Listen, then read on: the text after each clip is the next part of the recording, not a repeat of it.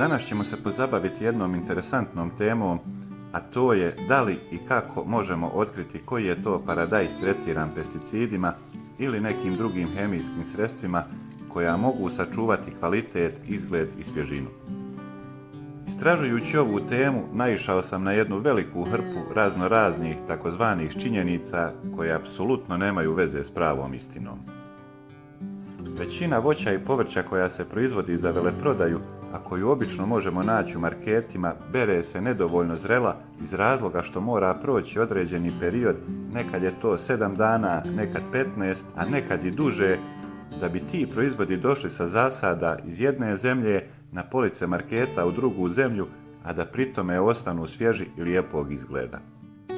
Da bi se sve to ostvarilo, često je potrebna, ali ne i nužno, i hemijska pomoć. Evo jednog načina koji kaže da možete otkriti da li je paradajz tretiran pesticidima. Treba da napravite pastu od soda bikarbone i vode i zatim je nanesete na paradajz. Kada sve to uradite, sačekajte 10-15 minuta, isperite paradajz i na kori bi se trebale ukazati promjene u boji, određene mrlje ili slično.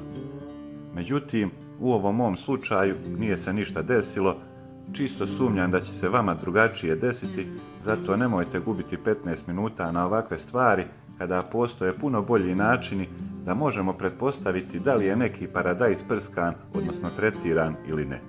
Namjerno govorim da možemo pretpostaviti jer tvrditi ništa ne možemo bez prave laboratorijske analize.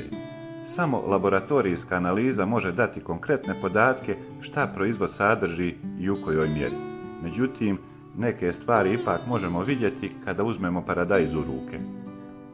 U konkretnom primjeru imam paradajz koji vjerovatno nije domaći, a ovaj crni dio odmah nam govori da je ovaj paradajz davno ubran, a ipak je savršenog izgleda. Inače bi ta sredina bila zelena u potpunosti, a ovaj žuti dio baca sumnju na neprirodno zrenje.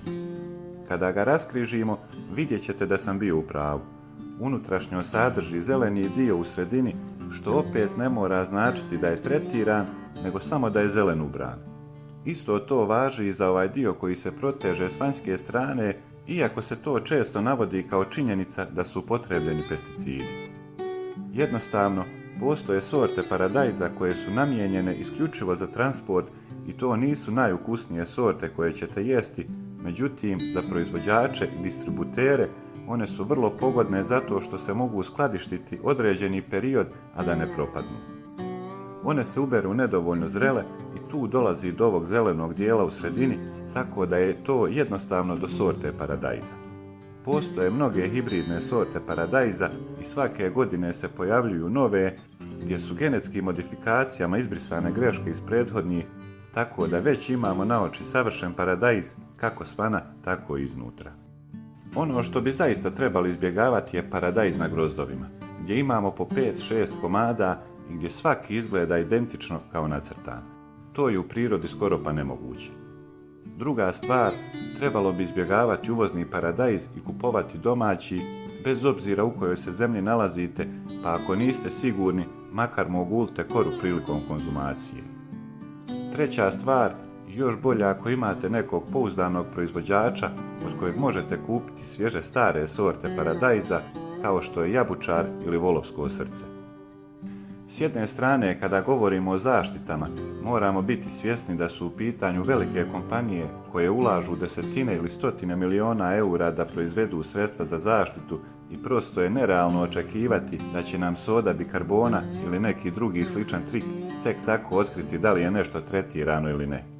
S druge strane, morate imati na umu da svaki proizvođač, bilo veliki ili mali, koji živi od poljoprivrede, da bi ostao konkurentan na tržištu, jednostavno je primoran da sadi hibridne sorte i da ih tretira određenim hemijskim sredstvima, jer u protivnom neće zaraditi ništa, a ulaganja su prevelika. Tako da, ako želite jesti neprskan paradajz i biti 100% sigurni da je takav, morat ćete ga sami proizvesti.